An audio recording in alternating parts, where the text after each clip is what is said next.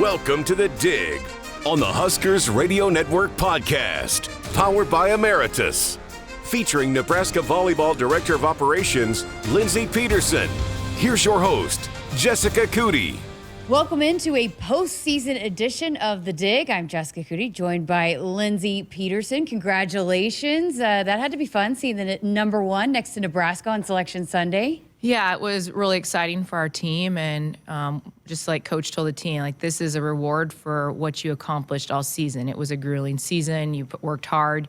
You had some big matches. You won big matches, and now your reward for all you put into the 10 weeks of conference and the 4 weeks of non-conference, your reward is the number one seed going to the NCAA tournament. So I think it's only happened for our program maybe 4 or 5 times, and it's a tough position to get because there's a lot of good teams out there, and you have to battle in the conference. Our conference is tough, so you're battling with some teams fighting for that position within your conference. But our team was excited and are ready to represent Nebraska here in this NCAA tournament. But they also know that the work we put in now doesn't mean anything. Like, everybody's starting on a clean slate. It's 0-0, and now it's just you got to win to advance. And so it's that do or die time of season, and I feel confident in our team. They usually step up to the plate in those type of moments. Which I certainly want to dive into all things postseason, but I did want to go back to the last weekend and the first loss of the season. After clinching the Big Ten title and then going into Wisconsin, Coach Cook said after the match that he felt like this team played some really good volleyball at stretches at Wisconsin. But, overall after the match, how did they handle the first loss of the season? They hadn't experienced it all year. How did they handle it in the locker room and bounce back the next day at Wisconsin or at Minnesota? Well, this is a competitive group, and losing is not something they like to experience. And yes, Wisconsin played an incredible match, and at times we were right there with them, and we actually had opportunities to win those first 2 sets, and just missed on a couple crucial points towards the end. But Wisconsin was a battle. There was some really high level volleyball, which is great to see at this point in the season that we're at that level and we're competing at that level. It's a really tough environment there. Wisconsin was going to come out on firing because they needed to win that match probably to solidify a top 4 seed. So there was a lot on the line for them. And so we got their best shot, and unfortunately it didn't work out for us. But like we like to say, if you're not winning, you should be learning. And so this is a lesson for us, and we can take away from this match some things we need to improve on and go into the postseason. So hopefully, it's a blessing in disguise, and we get better from it and learn from what didn't go well for us in that match, but put it behind us, and now we'll be ready the next time. What were some of the big learning things that you can take away from that match? We didn't pass well in that match, and a team that big and physical at the net, you've got to be able to pass, so your offense is pretty predictable, and to try to hit around a block like that is difficult. And so our offense is best when we pass, so we can run middles. Our middles had been successful the first time we played them. We passed pretty well. We had a lot of one-on-one opportunities in the middle against them. When we didn't pass, we were going up a big double block on the pens. So, and they scouted us well. They had prepped and learned from the time we'd played them here in Lincoln early on, and I think adjusted their defense a little bit to take away some of the strengths of our hitters. But yeah, we gotta make adjustments on our end too, blocking, make a few changes there, and just understand how we can better offset or find their weaknesses in their offense and make their offense more predictable with our serve. And so serving and passing, we got to be better at, but also we had some players that took some big swings at big points for us, and we did a lot of good things too. So you got to look at those and take the positive and the negative, but not dwell too much on the negatives, just learn and move forward. I feel like it's kind of can be daunting to carry an undefeated record for a team, whatever the sport might be. It's just, I feel like a lot of pressure. Could it relieve maybe some of that pressure too, knowing, hey, that zero's gone now, we can close a chapter on that, and not that this team would focus on that. I know that they focus on the right things, but just in the back of your mind, carrying that undefeated record and knowing that you hadn't lost yet, could that also be a positive too? I'm sure it relieves a little bit of the pressure. It's not anything we've talked about. Mm-hmm. We didn't put any pressure or talk anything about that undefeated season because that doesn't really mean anything. Yes, it helped us secure that number 1 seed, but being undefeated doesn't get us anything in the postseason. And so The players feel a little bit of pressure. I think the pressure was maybe relieved a little bit from them having sealed the Big Ten conference the week before, having won the championship the week before helped. But yeah, undefeated, especially today, and you see the parity in volleyball and the level of volleyball across the nation. To go undefeated is an incredible feat. So just to think of the season we've had so far and to be at this point with only one loss, and that loss coming to a top 3 team in the nation, this team has to feel pretty good about it, and our players understand that, at this point, the margin of error is really small, and when you're facing those type of teams, you don't have very much room for error. And on Friday, we had our margin was a little bit too big, and it allowed Wisconsin to capitalize. So how proud were you guys of the way that the team responded on Saturday at Minnesota, which has been a tough place to play, right, throughout the years, so the way that they came out and fought and got back in the win column? Yeah, Minnesota is a much improved team we played them the first week of Big Ten, and so they have definitely improved. And they were another team that knew they needed to battle and try to get that win just to secure a spot in the NCAA tournament. And they are a team that when you play there, it's a great environment. It's always a tough match when we play there. We knew they were a physical team, so we needed to learn from our Wisconsin match of what we didn't do against some of their big hitters and try to take that into Minnesota. And so it was a great response from our team. They played at a high level. They came out really focused, and to battle there at the end and win that fourth set at really close set, to not allow it to go 5 was really big, and it showed a lot of maturity and growth for our team, and it showed that they put the game behind from Wisconsin and move forward. And we talk to them all the time that the game has no memory, and so whether it's a set, a point, it doesn't remember what happened the last play, the last match. And I think they really embraced that against Minnesota and put aside Saturday night or Friday night and went into Saturday with a new set of focus and took care of business. Seemed like Becca Alec led the way in that. How much did she kind of put on herself to really rise to the occasion and help this team pull out the win at Minnesota? Becca had a huge impact on our match, especially in that third set. We were struggling blocking against their outsides, and she came out, and I think she might have had 5 or 6 blocks in that set alone.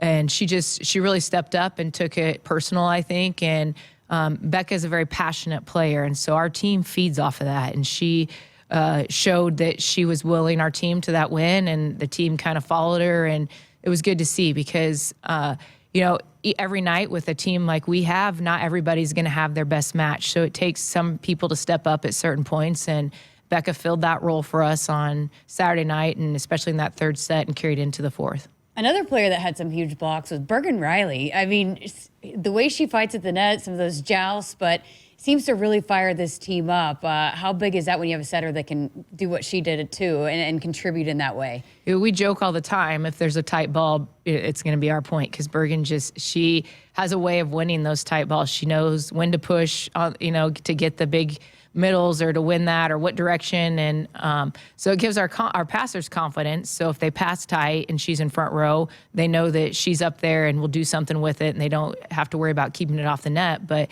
she's just a very smart player. She understands the game, and as a setter, she's very experienced. And so in those tight plays, whether she's taking it over or she's jump setting and holding the middle to get an attacker one-on-one, she seems to usually come out on the winning end. And we know when she's in front row, being one of the smaller blockers that we have, that the hitters are going to try to attack her, and she sees the attackers well and gets herself in position to, if she's not blocking it, she's at least getting a positive touch for us, which is just as important as a block. How much does that fire up a team when she makes those kinds of plays? Yeah, it's a big momentum boost for us, and they always joke around, but you see Bergen's so even keel, and she's very stone-faced and consistent. Like, you really see her get super excited, and those moments the team gets really excited for her, but it's just like another play for her. And I think that's one of her strengths, is she's just so consistent and so steady, and to have a setter running her offense that is like that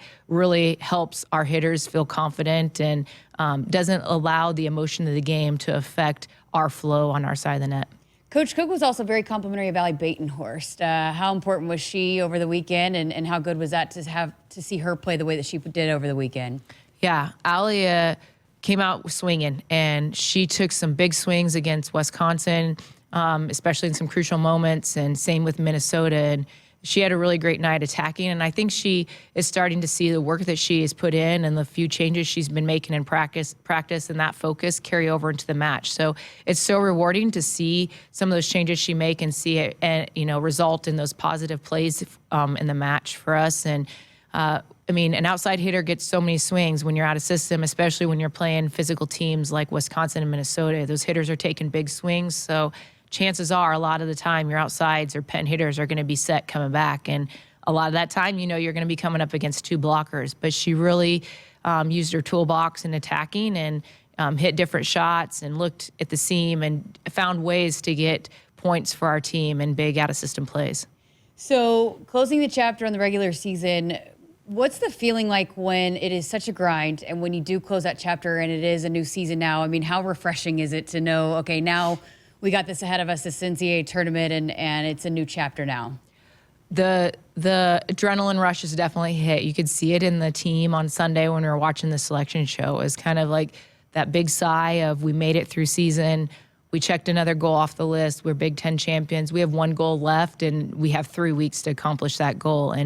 And you think of what a kind of marathon the conference season is and how grueling it is, and now we're in the final sprint. And really, especially after this first week, it goes very fast because the selection show was Sunday, and 3 weeks from that selection show, they're crowning a national championship, and you have to get national champion. You got to get 6 games in during that time. So you see a refreshed team. They're very excited and but very focused, and they understand that each match, kind of the ante goes up. The teams are going to be tougher. We got to be ready, willing to play great.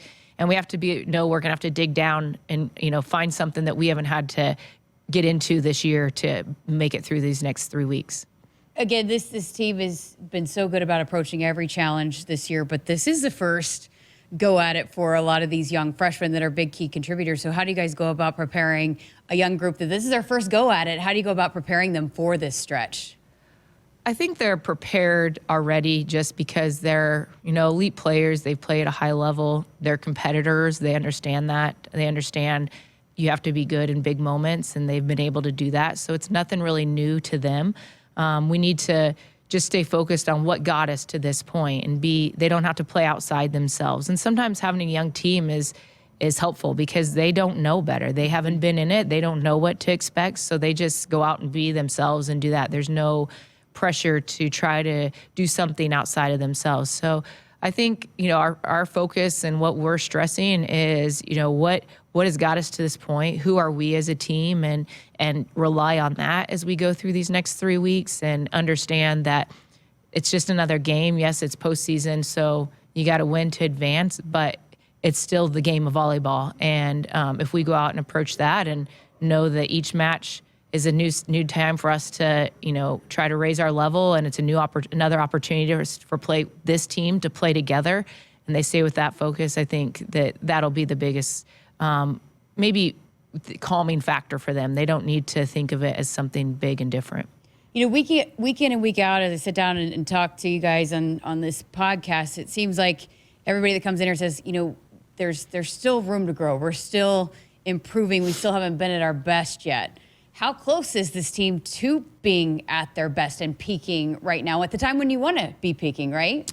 Yeah, we definitely want to peak in these next 3 weeks. And I say that our team is still growing because we learned from Friday night, and we're going to get better from that. And so, we allow our team to be in a position to allow themselves to get better by the amount of rest they're getting, to take care of themselves mentally, physically, emotionally, so they can give 100% now these next 3 weeks, and they can give everything they have left in their tank to try to help us achieve this goal. And I think the way John trains and our staff trains and prepares this team, the way we go about our season really enables us to peak at the right time. I mean, the way we structure our practices and prepare our team off the court with video, and it allows our team to be their best when it matters most.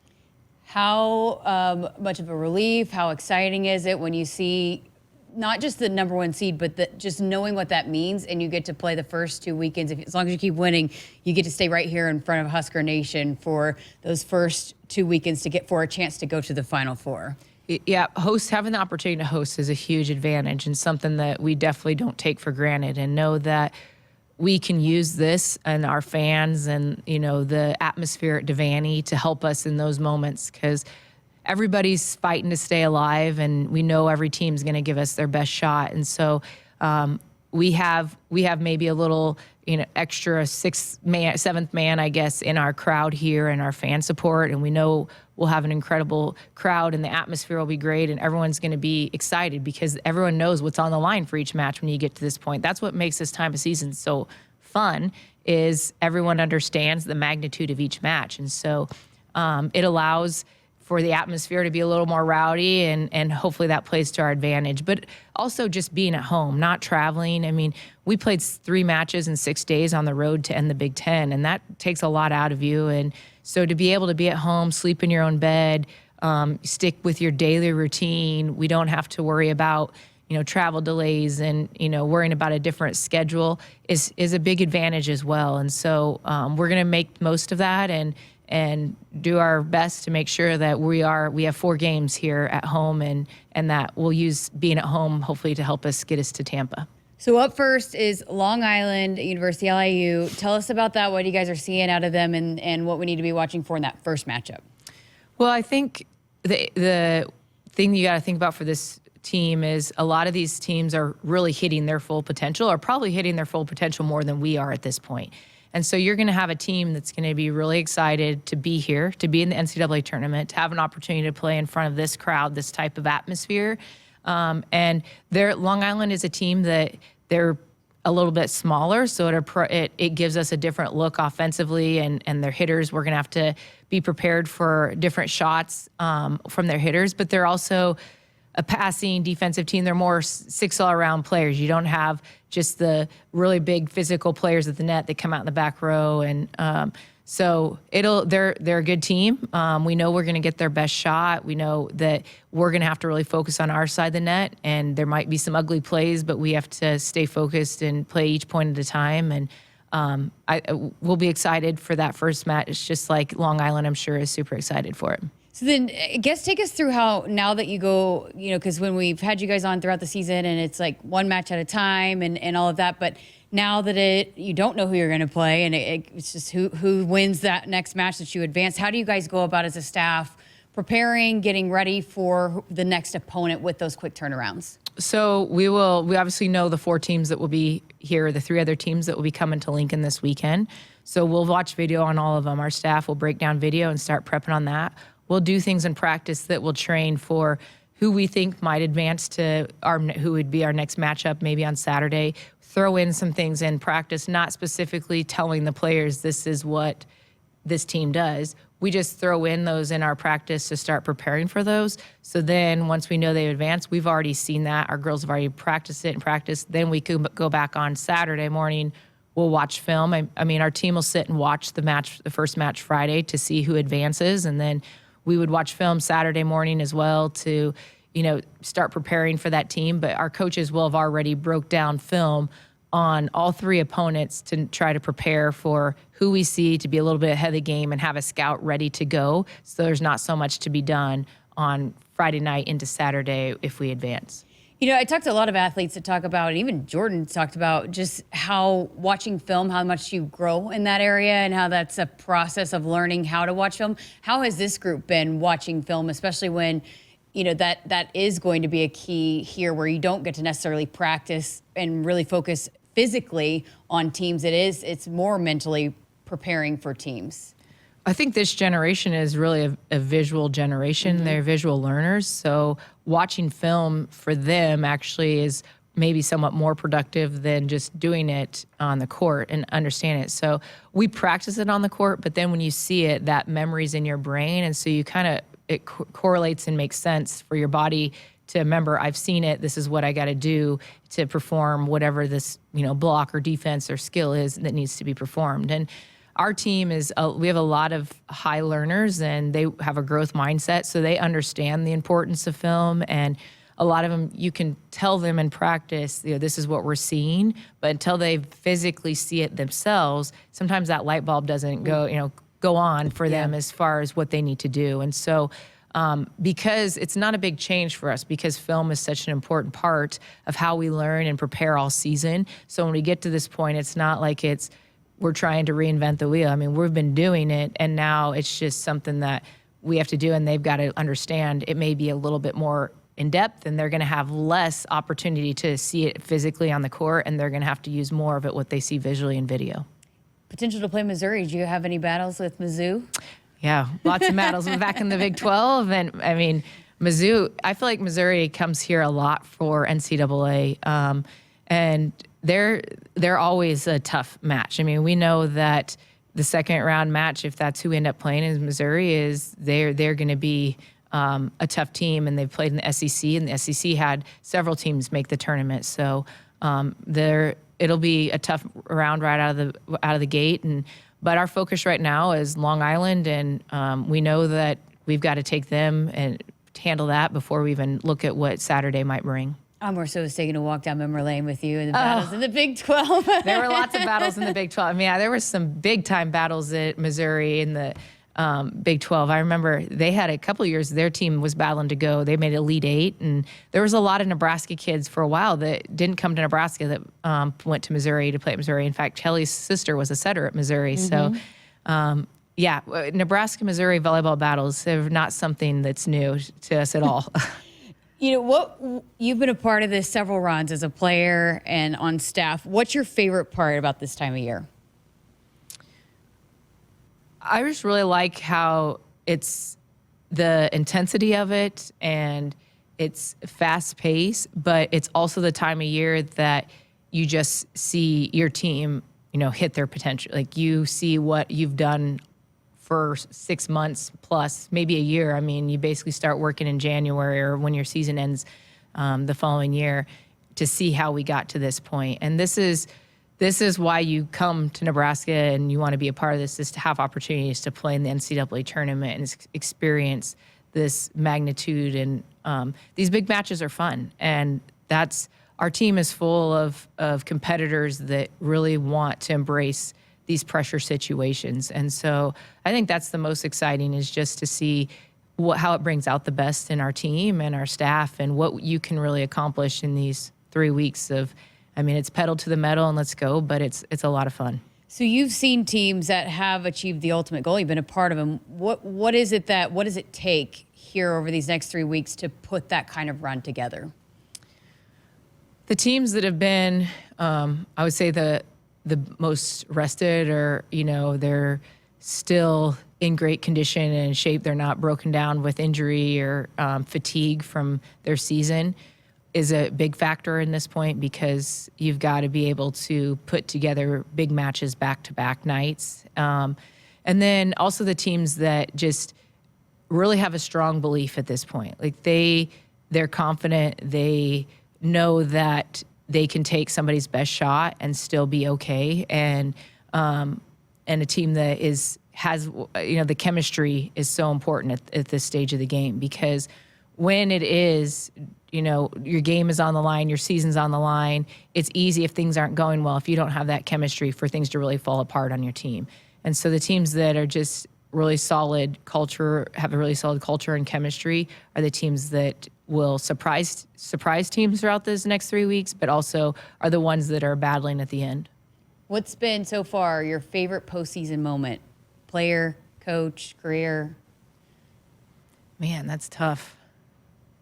I've been very fortunate to be a part of a lot of big ones in the postseason. I'll never forget our comeback against Penn State in 2016, being down and making a huge comeback for that to go to the Final Four. That was just a Sweet 16 match, but to win that one. And then a couple of the Final Fours, the Penn State match in 2008 in Omaha. We didn't win that match, but that was a Penn State team that was so incredibly dominant and hadn't lost a set all year, and we had them on the ropes to win that, and just to see the crowd and the impact of that game. Obviously, the national titles, jump out just because those teams are all very special. It's hard to duplicate that feeling and that camaraderie within a team that you see on those teams. Each of those teams was different and got there in a different way. Some weren't expected to be in that position and got there. Some had the pressure to be in it the whole way, season and got there and did it. So those were all incredible rides, and just to see how unique and how each team did it their own way is fun to be a part of. And I think is the highlight to look back on and see, there's a lot of ways to get to accomplish that last goal. And so I'll be excited to see how this team this year goes about it. Well, you ready for it? I'm ready for it. This is the, like I said, the fun time. Everyone's waiting. I mean, those last 3 weeks of conference are just like, we got to get through. And everyone sees kind of the light at the end of the tunnel. And now we're here, and it's almost that anxious anxiety to, let's just get that first game. We want to start playing and actually start this tournament. And you can start to feel that within our team and our staff. Like, we're just getting that anxious energy to get going and see where we can go. It's crazy. I feel like we were just sitting here talking about the stadium match. Like, I think it was the second episode, and we were sitting here talking about, a record-breaking crowd, and then to see on the selection show how much was made about that. It's still being talked about, and, it's just been such a huge storyline, and it's carried on throughout an entire season. How special has that been for you to see? How much pride did you take in that when you saw the opening of the selection show is Memorial Stadium and that sellout volleyball match? Yeah, this has been an unprecedented year for college volleyball. And to think that we were probably, the leader in making this happen is exciting, but it also speaks testaments to how far this program has come and the tradition of our program, but also where, volleyball is at nationally. And for them to open the selection show with Volleyball Day, and it was like, wow, that seems like yesterday, but that was a long time ago. And to see all the records they put up that were broken this year in volleyball. And that's, I think, what also makes this time of year exciting, because you're going to have a lot of people watching. There's going to be a lot of interest in this. And that's what makes it even more fun, is it's not, it's a big deal. And it's a big stage. And we thrive on being on the big stage here at the University of Nebraska. And I think that's what brings out the best in us, and that's where we want to be. And so to see that we started that early September, and to see all the opportunities and I guess monumental things that this team has been a part of already this year. And we talked about the things that were on our goal list, how we've checked those boxes already. And that started all the way back with, Volleyball Day in Nebraska, and now to the Big Ten Championship. And we have one final goal, and just to see what all has already happened in these last 4 months and what's ahead is really incredible for our program and team, but also just the sport in general. Absolutely. Well, incredible stuff, and best of luck. And we'll look forward to talking to you again, hopefully, over these next few weeks. Sounds good. All right. For Lindsay Peterson, I'm Jessica Coody. Thanks for watching this episode of The Dig, powered by Emeritus. And as always, make sure you subscribe and like wherever you listen to never miss an episode right here on the Huskers Radio Network podcast.